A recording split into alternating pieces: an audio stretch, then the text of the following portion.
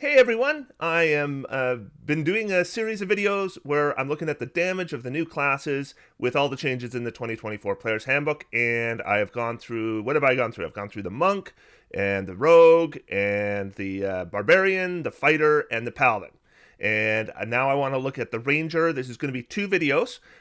In today's video, I'm going to look at two weapon fighting for the Ranger, and actually I'm going to be sharing three builds here. Going to go down a bit of a rabbit hole, not necessarily the direction I was expecting to go. And then in my next video, I'm going to look at the longbow, and we're going to graph the ranger damage against the other classes so you can kind of get an idea of how the ranger performs in terms of single target damage at various tiers of play. And I don't do anything overly complicated with these builds, just simple optimization decisions to try to, do decently on the graph. And so far, the classes I've looked at end up doing similar damage at pretty much every level. The Barbarian looks particularly good in tier 2. It's a little bit above everyone else. And the Fighter looks particularly good in tiers 3 and 4. But other than that, pretty much all of them are pretty close together. So what I want to do is look at the Ranger today. Like I said, we're going to do two weapon fighting. I think that's iconic for the Ranger, and we're going to see how it compares. Okay, so we're going to start with a build here. I'm going to be talking about baseline damage. If you don't know what I mean by that, you probably haven't watched any of my previous videos because I've discussed it over and over again. Not going to bother discussing it again in this video. Ranger Hunter's Mark, two weapon fighter damage. And class Ranger, race undefined, subclass undefined. It's always undefined at first, right? I'll add a subclass later. We're going to use two weapon fighting. I figured dexterity, we'll go dexterity +2, wisdom +1. And then the ability score increases I'm going to take are two weapon fighting, which is the feat we get for free with a ranger at level 2. Then I'm going to take defensive duelist at level 4. I think that's a good feat to take with a two weapon fighter, particularly a ranger, because a ranger maybe won't have the same armor class that you could get on a paladin that you could maybe put plate armor on. And then we're going to do dex +2 at level 8. That's going to get us to dexterity 20. And by the way, I should mention I didn't take dual wielder on this character. I could have, and I think the damage numbers, it might be a little bit higher, but it's very difficult to know if you are going to use Hunter's Mark, whether you're going to, how many bonus actions you're actually going to have available for dual wielder. So I didn't bother with it on this build. Just know that if you did take dual wielder, probably be a little bit higher. But if you don't have defensive duelist, just be aware if you're unconscious, you do no damage. Then I'm going to increase wisdom up to 20, and that's going to happen at levels 12 and 16. And that's kind of a tough thing for both paladins and rangers, is that you really have two ability scores that you want to max out. So that's a little tough, but what it means is I really only end up taking defensive duelist at 4, and then I'm taking 3 just +2s to get both those ability scores up to full. Though I do think there are ways you can build a ranger and not worry about raising your wisdom, but for this build, I assumed we would. And then I took the epic boon of irresistible offense at level 19. It's going to give us reliable damage and give us a bit of a damage boost. And then I do some assumptions. I would like to be transparent about what assumptions I make before I present any numbers to you. So we're going to do 4 combats per long rest, 1 short rest in the middle. That I do that with everything. No outside sources of advantage or disadvantage. I said that we can always cast or place a Hunter's Mark. So we're going to get free castings of Hunter's Mark, but we can use spell slots for it as well. It's just a bonus action. We've kept our bonus action free, so I'm going to assume we can always use it. Now, I should mention that Hunter's Mark does use concentration, and if you lose concentration enough, certainly at low levels, you could run out. But I'm assuming that's not happening. Okay? With the Paladin, what I discovered was in order to keep up with single target damage, what I needed to do is expend about half of the Paladin spell slot on increasing damage through smites and divine favor or whatever. But if you spend about half your spell slots on damage, you keep up with the other classes that don't have spell slots. For the Ranger, my intention was to do the same thing. Magic weapon spell, which Rangers get, is not going to be used because it skews results. Because you might already have a magic weapon, in which case you're not going to use magic weapon. So in order to use magic weapon, we have to assume you're not going to have a magic weapon, and certainly over 20 levels, I think that's quite the assumption to make. So I just assume no magic weapons, and I don't use the magic weapon spell. And I am going to be using the Vex Mastery, and there's a little bit of math for that, and it's right there. Okay, so that is how Vex works when I do calculations. And what I looked for is, with the Paladin, very easy to find spells that are going to increase your damage. Divine Favor and Divine Smite are the obvious selections, but there's a lot of Smite spells that will increase your damage. With the Ranger, I took a look, and of course there's Hunter's Mark, which we can cast for free multiple times right from level 1, so we might not spend spell slots on that at all. And then we got first level, I saw Hail of Thorns, which only works with ranged. Cordon of Arrows requires a lot of assumptions. Basically, the enemy has to come to you. Summon Beast is a concentration spell, so there is conflicting with Hunter's Mark. Also with summons, you always have to worry that maybe they'll die, right? And Summon Beast is particularly easy to kill. Then we got Conjure Barrage. That's not single target damage, it's area damage. Lightning Arrow only works for ranged. Summon Fey, like with Summon Beast, it's also concentration, so it conflicts with Hunter's Mark, though they are more durable than the Summon Beast. Then we have Grasping Vine. We can increase our damage with that, but it uses concentration, so we can't do it with Hunter's Mark. There's Conjure Woodland Beings, which is concentration, so it conflicts with Hunter's Mark, and it's area of effect, and we're looking at single target damage. There's Steel Wind Strike, which is multi-target, and there's Conjure Volley, which is an area spell. So what I found was, other than Hunter's Mark, there wasn't any real spells to increase our damage if we're doing two-weapon fighting, unless we don't use Hunter's Mark, in which case, maybe. And so it's, with the Paladin, like I said, very easy. With the Ranger, very difficult to find ways to spend those spell slots to increase single target damage. Now, there's lots of, you can see on your screen, there's lots of area spells here. So if I want to hit a whole bunch of enemies, then the Rangers have tools for that. But tools for just increasing their damage with two-weapon fighting, didn't really find any. So what I figured is, why don't I start just using Hunter's Mark and see how it goes? Gotta assume it's not going to be great, but you know, the Hunter's Mark is built in, and it's free, and we would have all our spell slots for other things. That'd be kind of nice. Let's just see where it is, right? If I'm going to not use Hunter's Mark later, I want to see how it looks with Hunter's Mark first, if that makes sense. So let's look at this. Here we've got some math, and we start with a DPR of 12.1, which is a strong starting point. 14.3 at level 2 and 3. 15.6 at 4. At 5, we're doing 24.7. By the way, I forgot to mention what weapons we're using.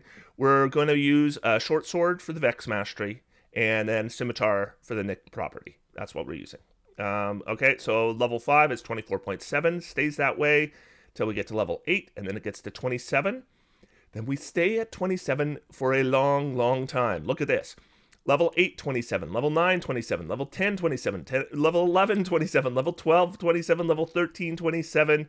No increases to damage for, 6 levels.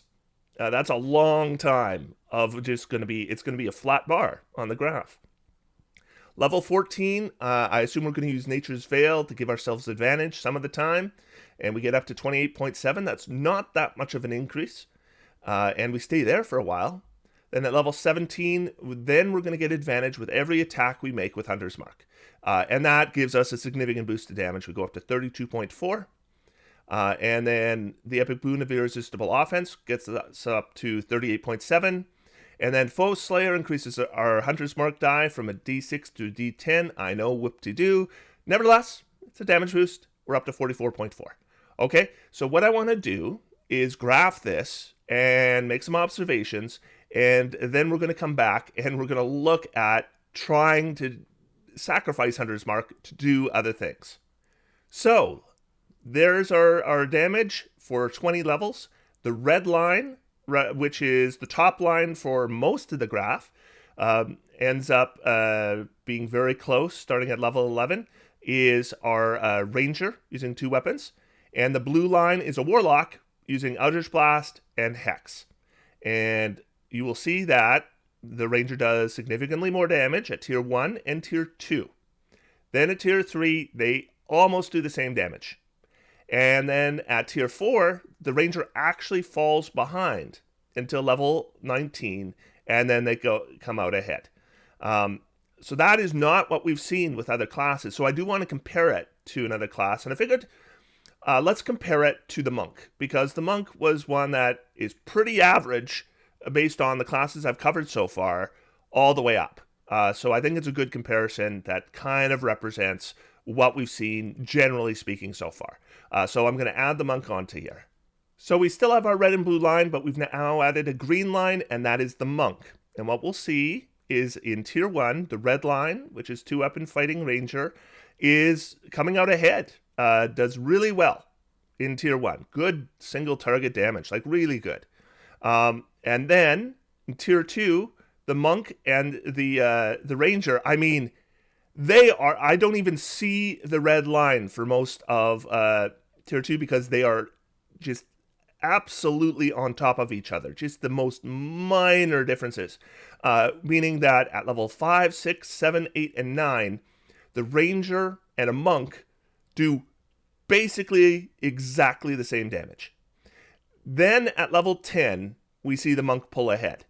And if we look at Tier 2, the Monk is way ahead, all the way through Tier 2, and all the way through, Tier 3, the Monk is all the way ahead through Tier 3, and all the way ahead through Tier 4. And I once again, I should mention that the Monk fairly closely followed all the other classes we've seen so far. So this kind of difference that we see in Tier 3 and Tier 4 is indicative of what we would see if we compare this Ranger to any of the other classes I've done. Now again, this is a spellcaster that I'm not expending spells on increasing damage, and we're really seeing that in Tier 3 and 4. In Tier 1 and 2, we don't. Tier 1 and 2, the damage looks just fine. Good in Tier 1, fine in Tier 2. Tier 3 and 4, the Ranger needs a boost. So I took another look at the Ranger and kind of tried to figure out what I could do to increase the damage.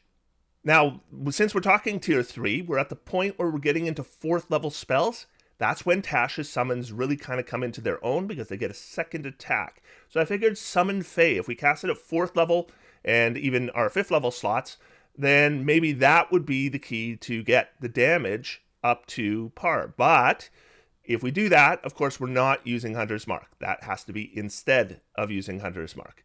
So I punched the numbers on that to see how it would look. And I need to cover a couple extra.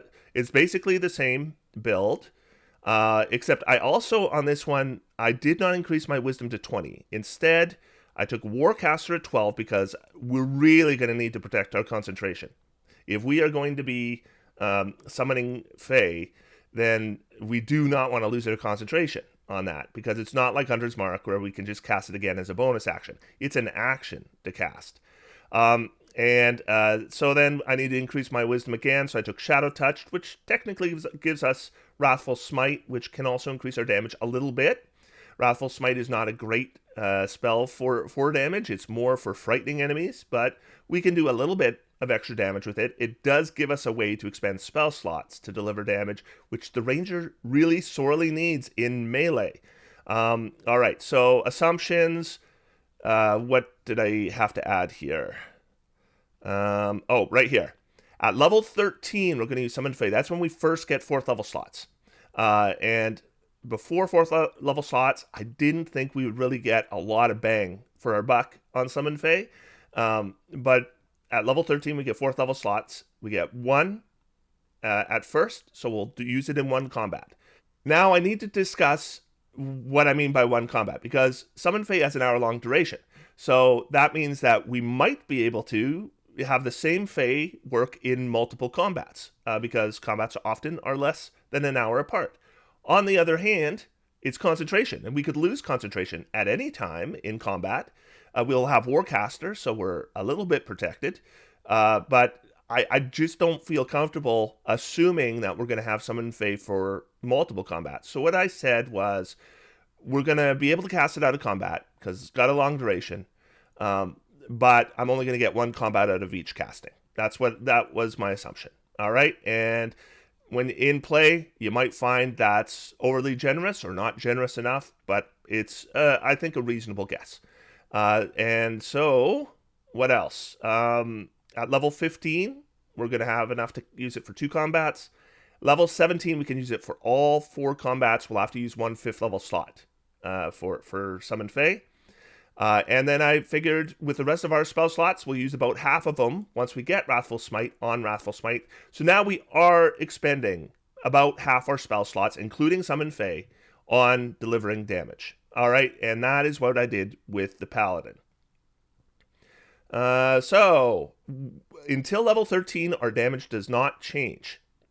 Then at level 13, we're going to use Summon Fey for 1 combat. Here's the math. It's quite a bit of math. 29.6, that is an increase. Then 31.3, 33.9 once we're doing it in 2 combats. Then 16, we're up to 37.2. And we're using some Wrathful Smites here. That just means 2 first level slots, 2 second level slots, 1 third level slot. Okay. And then on 17, we're up to 43.3. And we're not using Hunter's Mark at all anymore.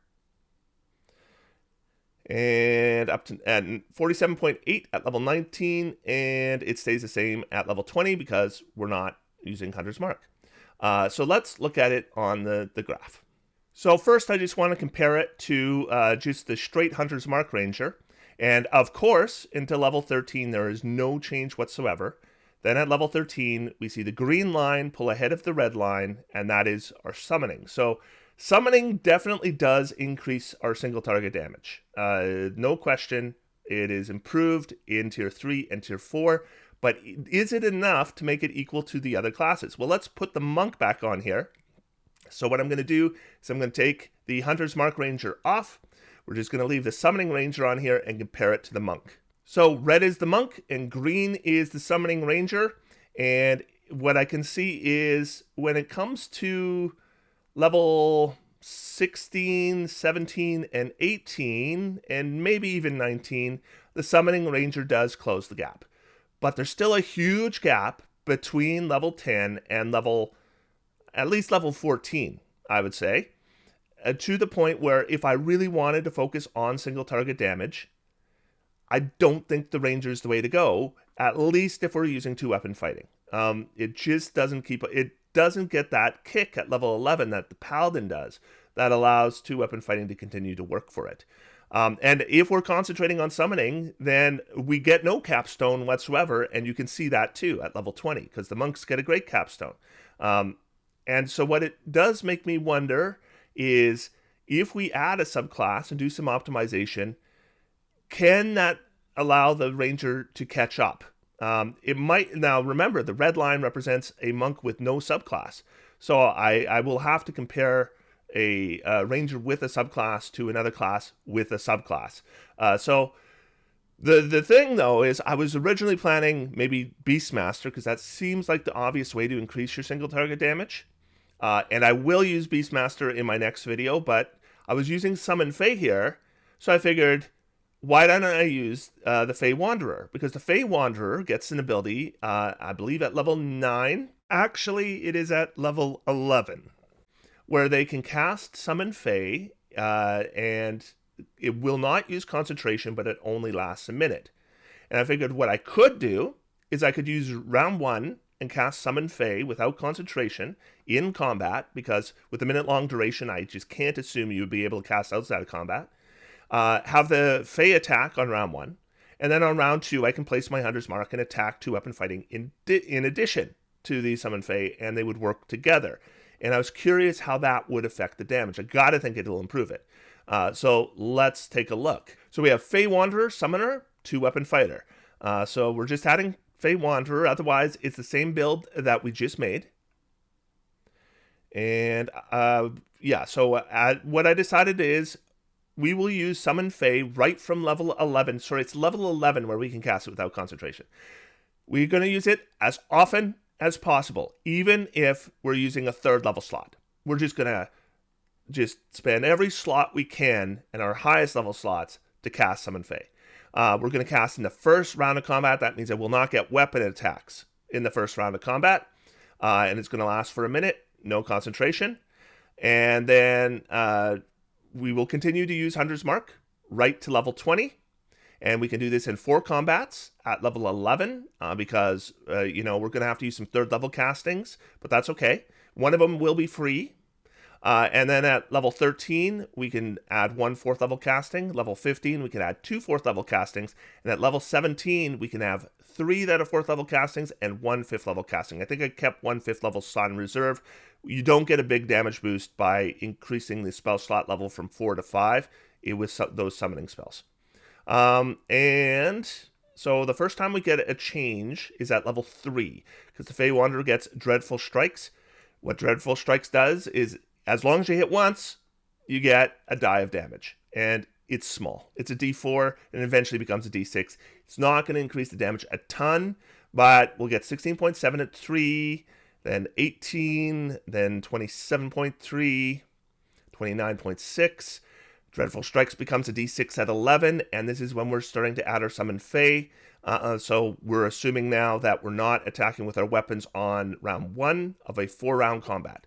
And we go up to 33.5, and then 35.6 at 13, and 37.3 at 14, 39.3 at 15, 42.9 at 16, 50.2 at 17 and 18. That's a fair bit higher than our previous ranger was. And then 54.9 at 19 and 59.2 at 20. So what I want to first do is show you the increase of this from the Summoner Ranger without the subclass. All right, so blue is the Warlock baseline. Green is the 2-weapon fighter / summoner ranger without a subclass, and the red is the Fey Wanderer ranger, and it is a fair bit ahead. Tier 1, it's not much ahead. Tier 2, it's not much ahead. Then Tier 3, it's a fair bit ahead, and in Tier 4. So we have increased our single target damage significantly through Fey Wanderer. The question is, how does the Fey Wanderer optimized build compare to an optimized build from another class? And what I figured I would compare it to, I compared it to the Straight Monk before. Let's compare it to the Shadow Monk. So here they are. The green line is the Shadow Monk. The red line is the Fey Wanderer Ranger. The blue line is the Warlock baseline. And I'll tell you what, I can put any of the optimized builds from any of the classes I've done so far, and you are going to see the same thing. A massive, massive gap in Tier 3 particularly. In Tier 2, it depends on the build. This build is on the low side, but it is okay in Tier 2. But in Tier 3, it is just well below any of the other builds I've done for these classes so far. And what that tells me is, in regards to single target damage, Rangers do okay in Tier 1 and Tier 2. But if single target damage is your primary goal, it looks to me like you might want to consider a multi-class when you get into Tier 3. Go into Rogue or something, because it's just not delivering enough to compete with the other classes at those tiers in regards to single target damage. And I keep saying that again because Rangers have all these area of effect options that do not affect this graph. And they have their own value, but they are different value than single target damage, so you can't really compare them. So these graphs don't compare the value of the classes overall, but they are narrowed in on one factor, which is single target damage, and the 2-weapon fighting ranger does not keep up once you get to level 11. That's what I'm learning. And what I wanted to do is I wanted to look at the longbow for the ranger, and the reason for that is there's a feat called Great Weapon Master, which now applies to longbows, not for bonus action attacks, but for terms of increasing your damage with your attack action, and that scales with level. So I'm curious whether that will help tier 3. Also, we have spells that increase damage for ranged attacks that do not use concentration. The most obvious example is Hail of Thorns, which used to use concentration and it doesn't anymore. And, you can deliver some extra damage. Now, it's an area of effect too, but it's not a very big area of effect. It's primarily damage to the target that you hit with your arrow.